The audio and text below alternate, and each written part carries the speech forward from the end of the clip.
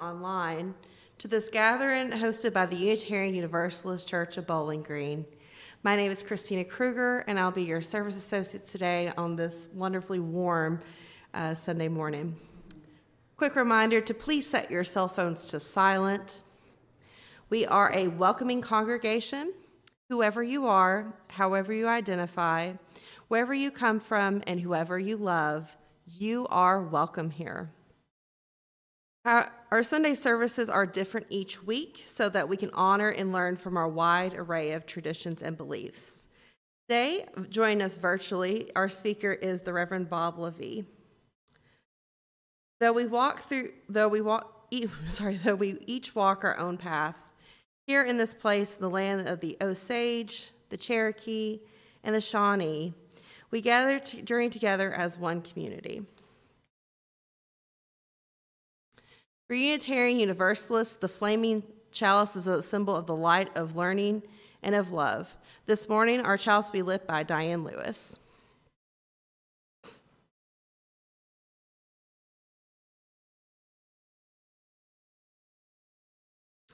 And as our congregation's chalice is lit, please light your own at home if you have one.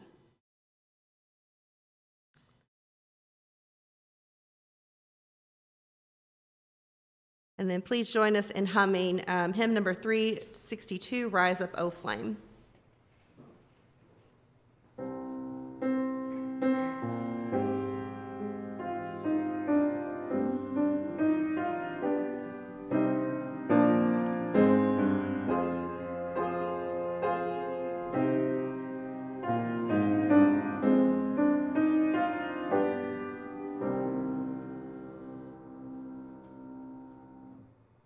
This morning, Diane will be given our opening reading.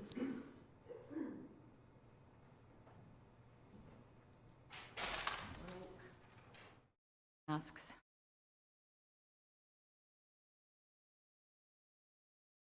As Unitarian Universalists, we believe that all bodies are sacred. Every person has the right to determine what happens to their own body at all phases of life.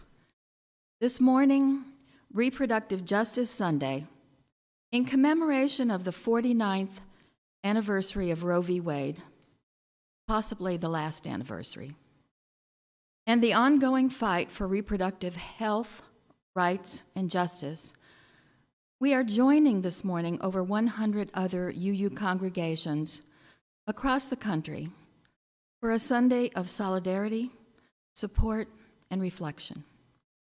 You will hear voices today speak of values-based, theologically grounded support for abortion and reproductive justice. We hope that many of your voices will join with us and be the change.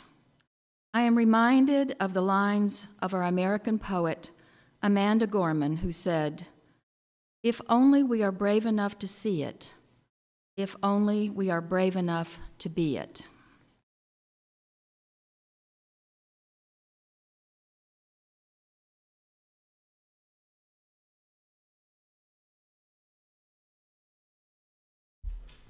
We will now have a few moments for meditation, reflection, and prayer. The singing bowl will lead us into silence. After the silence, you're invited to join in the song Spirit of Life. The words will be on the screen.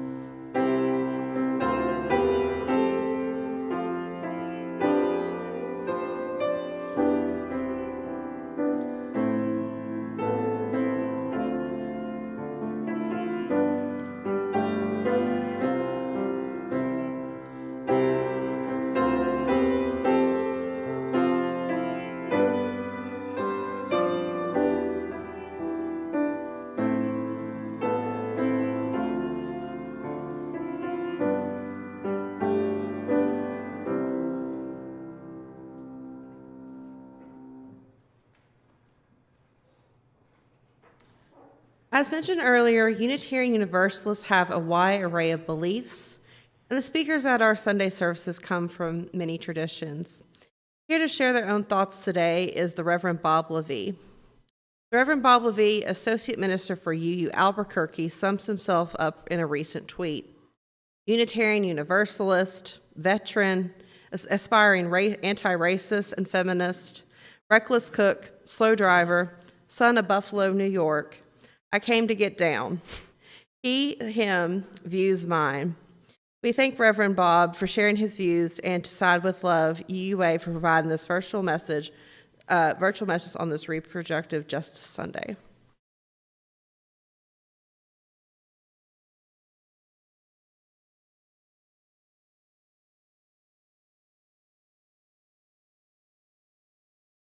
Hospital outside of Buffalo. One time I was in the ICU and I met a woman who was in deep spiritual pain. She was very sick and she was racked with guilt about something she had done 45 years before. 45 years before, she and her boyfriend got pregnant and he asked her to get an abortion, and she did. Now, decades later, as she faced her own mortality, she was afraid that she had done something so terrible that God would not welcome her to heaven. Well, one of the core practices of good chaplaincy is working with the patient's theology, not mine. So I asked her about her understanding of God. And she said things, but one of the things she said is that God is love. That gave me an opening. I talked to her about how my understanding of God is that God is loving, non-judgmental. God understood how people made hard decisions and sometimes mistakes. She seemed to hear that, and we prayed together, and she was much more at peace by the time I left her. But I was shaking my head as I walked back to my office. The poor woman was so sick, and she was spending so much energy thinking about a decision that she made under duress 45 years before. The source of her anguish was a religious teaching that created an intense stigma for her. There is a truth that, despite the general idea of what how religions talk about abortion, there's actually much more nuance in religious teachings about reproductive choice. I want to take this opportunity to walk through some of the teachings of some of the major traditions to show just how they think about reproductive choice. And we'll start close to home with Christianity. This, of course, is the source of that Unitarian Universalism comes out of, but we've since become so much more than Christianity. Christianity's sacred text is the Bible, and there are two biblical references that have been used by those opposed to contraception and abortion. Psalm 139:13 and Jeremiah 1:5. The first one, the psalm reads, "For it was you who formed my inward parts. You knit me together in my mother's womb." Similarly, Jeremiah reads, "Before I formed you in the womb, I knew you. And before you were born, I consecrated you." However, Christians usually have not heard the texts that assume a fetus is not a person. Specifically, Exodus 21 describes a situation in which a pregnant woman who intervenes in a fight between two men, when she is injured and suffers a miscarriage as a result. And the penalty for that is the payment of a fine. And that would not have been possible if a human life had been taken. In Numbers, the book of Numbers, a husband who suspects his wife has committed adultery can take her to the priests. They will make her take a potion that, if she is guilty, will make her womb discharge and her uterus drop. If she is not guilty, then she shall be immune and able to conceive children. As usual, the Bible is full of gems of wisdom and ethical teachings, and it's also a hot mess that contradicts itself over and over. We see that in the many different flavors of Christianity. Progressive Protestant traditions preach the right of a woman to make the best decision as she sees it, while some evangelical sects and the Catholic Church take a hard line against any ability of a woman to choose for herself. The Catholic position on abortion and contraception is especially problematic. Problematic not just because their teachings deny women the ability to make choices about their health care and deny couples the ability to make choices about planning their families. They are problematic because the Catholic Church is aggressive about lobbying the government to make Catholic theologies the law of the land. That is, imposing those Catholic beliefs on everyone, whether they are Catholic or not Catholic. It's so dangerous and so contrary to the spirit of separation of church and state.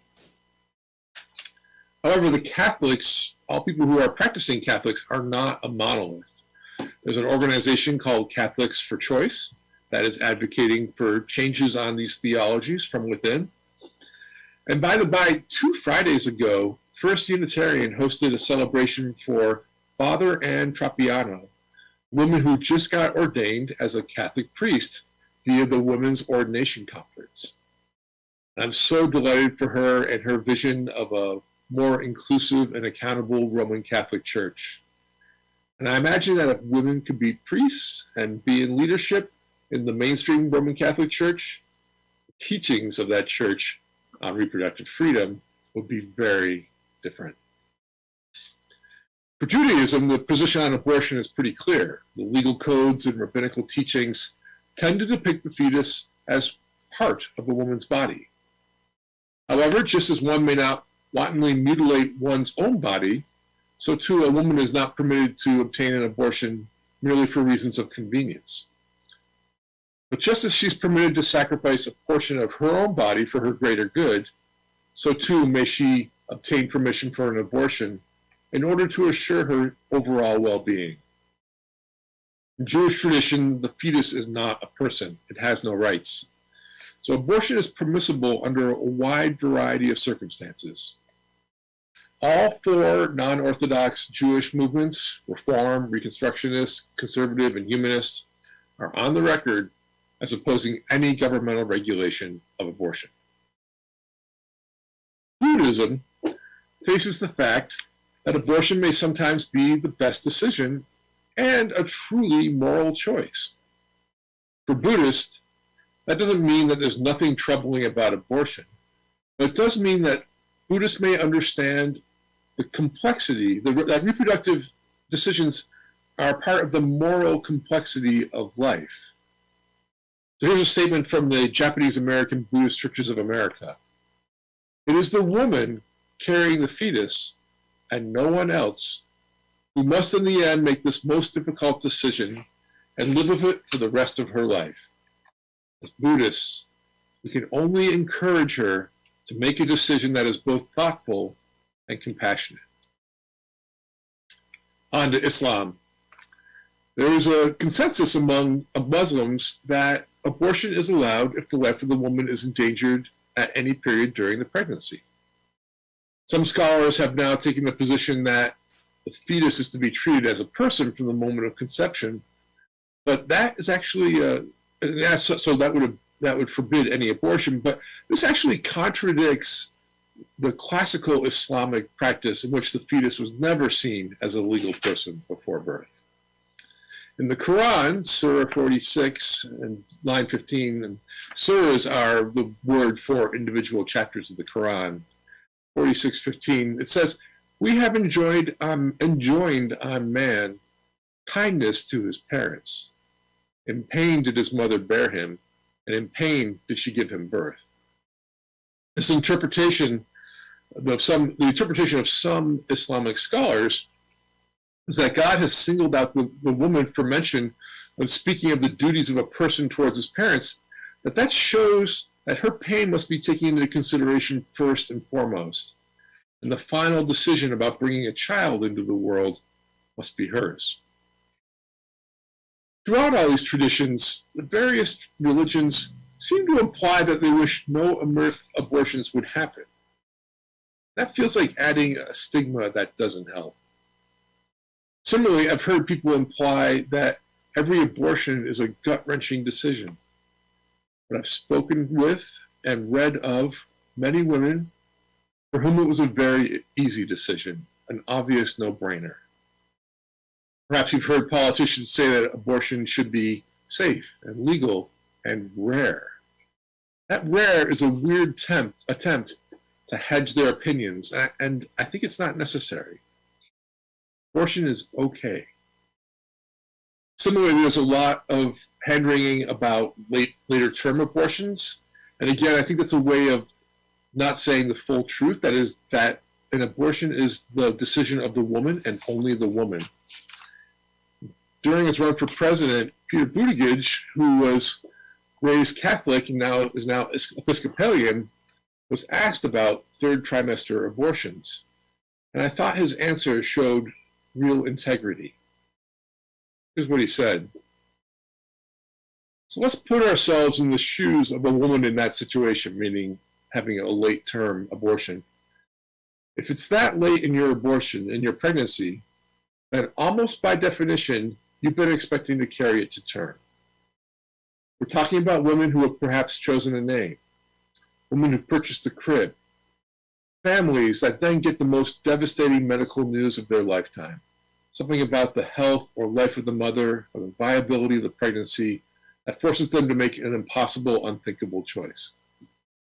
And the bottom line is that as horrible as that choice is, that woman, that family may seek spiritual guidance, they may seek medical guidance, but that decision is not going to be made any better medically or morally because the government is dictating how that decision should be made.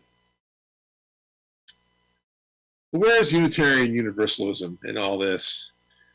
In 2015, the UUA voted to affirm a statement of conscience on reproductive justice. It's long, and you can find it on the UUA website, but I want to talk and actually read a couple of excerpts from that statement. First goes, the world we envision includes social, political, legal, and economic systems that support everyone's freedom of reproductive choice, an expression of gender identity and sexuality, especially the most vulnerable and marginalized. In such a world, all communities are places of equality, abundance, and safety. Free from violence, oppression, and hazardous environments. This world includes access to safe, affordable, and culturally and developmentally appropriate childcare and healthcare.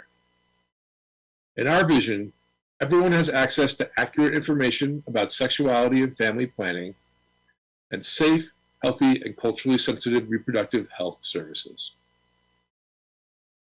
And the next section I want to read is from the section on the theological grounding for this position of the UUA. Unitarian Universalists support gender equality, positive sexuality, diverse sexual expression, and the individual's right to make reproductive choices. Such choices are influenced by social and political systems, as well as by factors such as racial, cultural identity, economic status, immigration citizenship status, relationship with the justice system, health status, and ability. Our religious tradition directs us to respect the diversity of faith traditions that surround us and insists that no singular religious viewpoint or creed guide the policies of our government. Preach. Our pluralistic congregations include diverse beliefs, backgrounds, and personal stories, yet we unite in striving to live out the values and principles that call us to work for reproductive justice in spite of the complexities of the issues. That's the end of the quote. That statement of conscience is inspiring, but it's also a leaping off point, just a leaping off point. And it points the way, and we Unitarian Universalists must follow that way.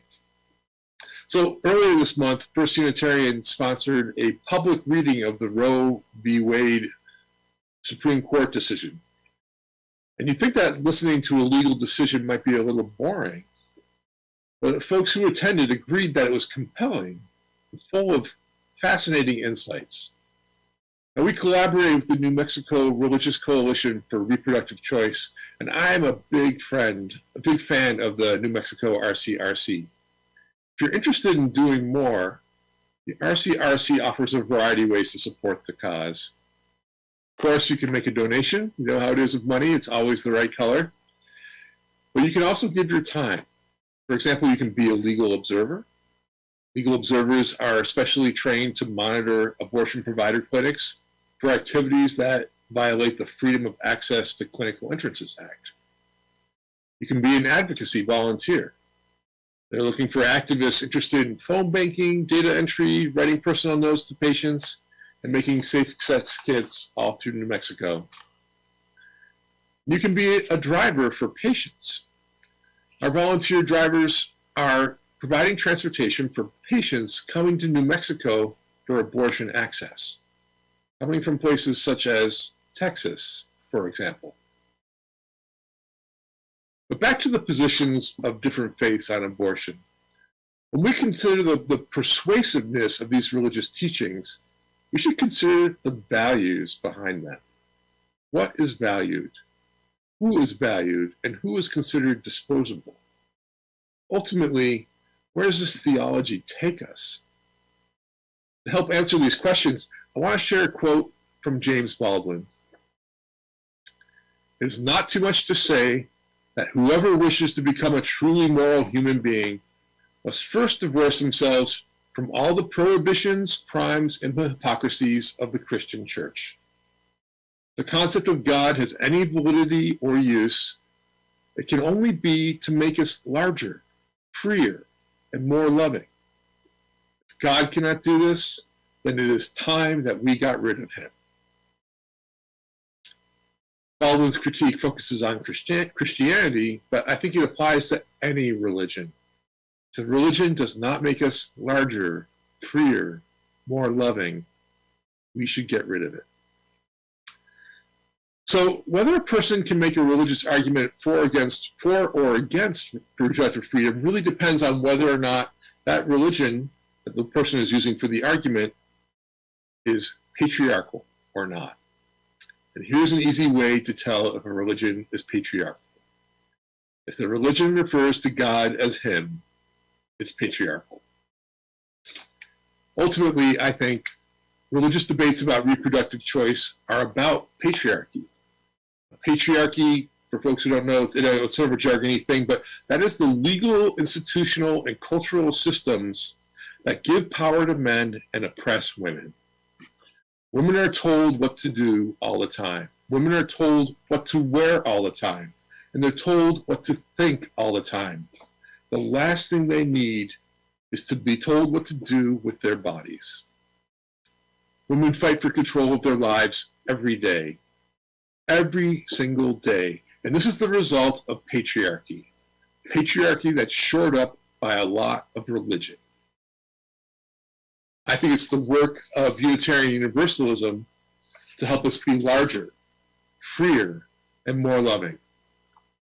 So let's dismantle the patriarchy and fight for reproductive choice.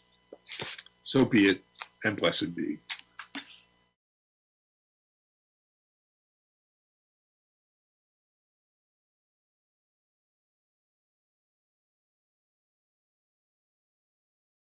Thank you, Reverend Bob, for sharing your thoughts this day on this very important topic. As part of our responsible search for truth and meaning, we encourage thoughtful discourse. After the service, you are invited to join discussion via Zoom or here at our church in the meditation garden between the buildings. This congregation and the work we do is supported by the voluntary generosity of all those who contribute. The offering is a sacrament of the free church. You may place your donation in the plate on the way out, use the QR code on the screen, or donate via our website. As we enjoy the music, the offering will be given and received in grateful appreciation of our shared hopes and values.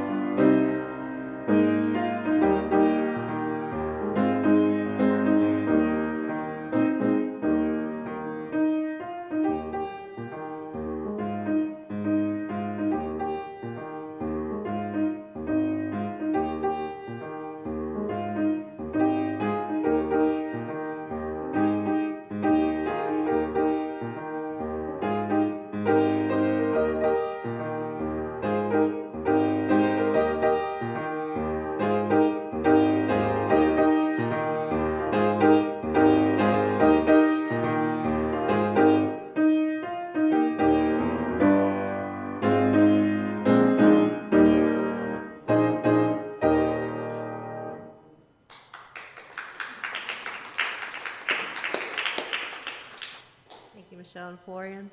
We thank you for these gifts. May we use them wisely in the service of our congregation and community. All right, we do have one announcement for community news. Due to weather disruptions, guest to your table donations are being collected throughout January.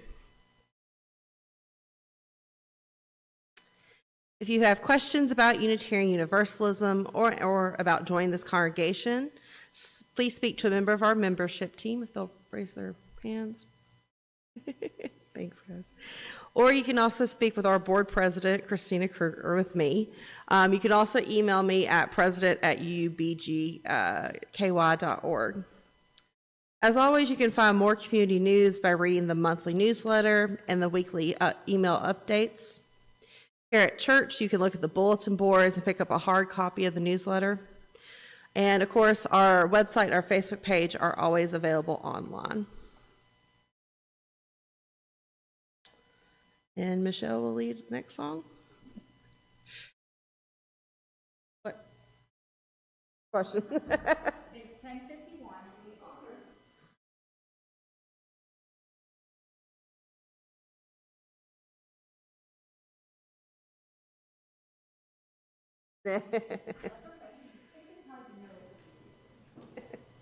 Are we playing the long repeat?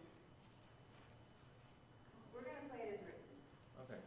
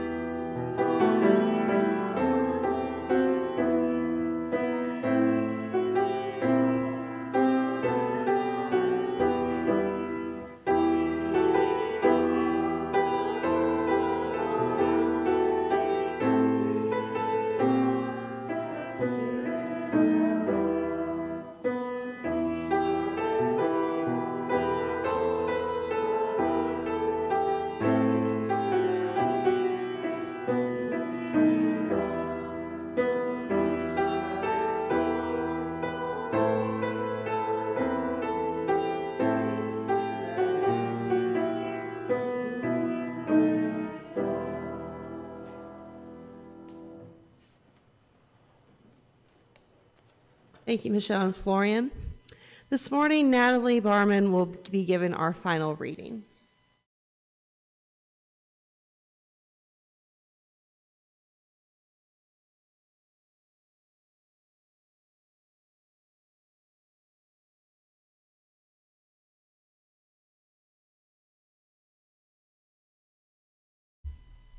As we bring this service to a close, a few of the points that Dr. LaVallee made stand out in my mind.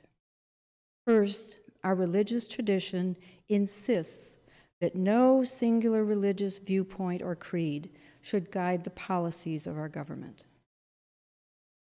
And second, we as UUs strive to live our values and principles in spite of the complexities of the issues at hand. There is our calling to action. So what do we do? With the guidance of our UU values, principles, and the statement of conscience for reproductive justice, a small group of UUs and friends, both here in Bowling Green and statewide, we have a small group, our statewide, through CUJAN, are stepping up to the challenge.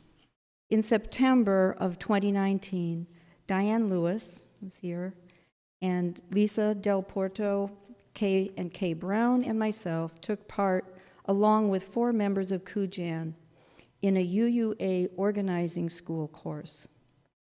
During the 9-week course, the Texas Senate Bill 8 had just been passed and was put into effect.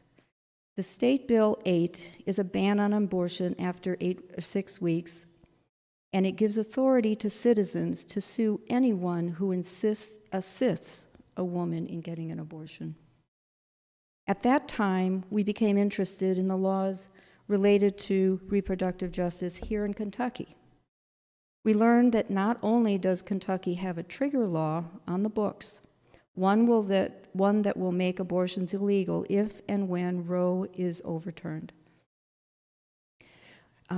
But that our legislature is also putting an amendment on the Kentucky Constitution, an amendment to the Kentucky Constitution on the ballot in November 2022. And that would, for all practical purposes, end legal abortions in the Commonwealth. Those two are in addition to already restrictive laws in Kentucky where access to abortion is already severely restricted. We know that these restrictions impact the poor, racially disadvantaged, and vulnerable more than those who are financially able to take time off from work, to have childcare, to travel distances to meet their needs. These restrictions are very definitely unjust. You have probably heard different labels being used related to abortion or reproductive legislation. To clear up any confusion, reproductive health refers to the actual medical services ranging from annual checkups to contraception to abortion. Reproductive rights refers to the legality of different services, which vary from state to state. The term reproductive justice, which incorporates the previous two, also encompasses so much more, such as the right to control our bodies, our lives, our sexualities, our genders, and our reproduction. This is the preferred name for this issue. It also encompasses socioeconomic inequality as well as racial disparities, access to healthcare facilities near home, childcare, sexuality education, gender preferences, and much more. This is a complex issue that cannot be solved by simple answers. Our principles call us to stand up for respect, dignity, equity, and justice, so we are compelled to take action. Our organizing school group decided to focus our efforts on our home congregations, as well as organize other UU congregations in Kentucky through CUJAN. And CUJAN is the Kentucky Unitarian Universalist Justice Action Network. long thing. That's why CUJAN makes sense. CUJAN has officially started a reproductive justice team and has a beginning cohort of members, of which I am one, along with Reverend Elwood Sturdivant. And some of you may know of Reverend Sturdivant because he was the minister of All Peoples UU in Louisville and has also spoken here. UUs are not alone in this effort.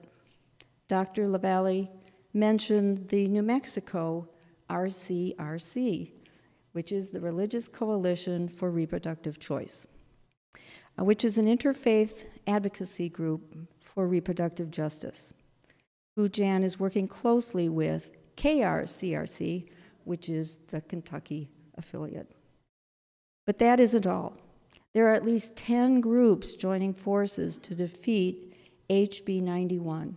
HB 91 is the amendment to the Constitution to end abortion in Kentucky. This group is called Join to Protect Kentucky, and it includes the ACUL of Kentucky, the Fairness Campaign, Kentucky Black Birth Workers Alliance, Kentucky Health Justice Network, the KRCRC, Planned Parenthood, and Sister Song. And for your information, we will distribute information and actions to be taken in the weekly update, so you can look for more information weekly.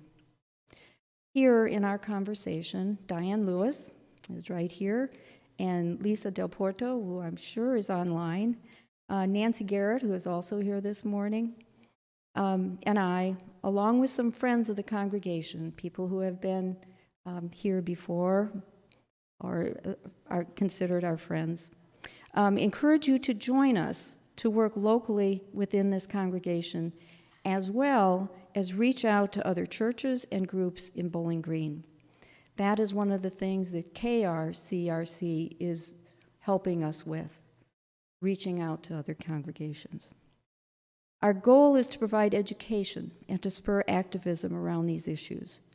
The CUJAN Reproductive Justice Team will be hosting a February 2nd CUJAN All-Network Gathering, which will be a good overview of the issues that we face here in Kentucky. Everyone is invited to attend this meeting via Zoom. Details about how you can join will be in our weekly update, so you'll have a live link there. But I have also handed out sheets here today that you can take with you. There are many different ways to engage in this work. You can do what you're comfortable doing, from making phone calls or texting, writing letters to the newspaper, or telling your stories. Stories have powerful meaning and influence. If you're interested in joining our local team, please contact Diane or me, Natalie Barman. Let's remember a quote by Margaret Mead. Never doubt that a small group of thoughtful, committed citizens can change the world. And indeed, it's the only thing that ever has. So if Roe versus Wade is overturned soon, we will continue to work to defeat the constitutional amendment because amendments are difficult to reverse. We will also continue to work on all the other social, economic, and racial equity issues encompassed within reproductive justice. We are looking at both defeating Bill 91 in the short term, but working for equity and justice in the long term.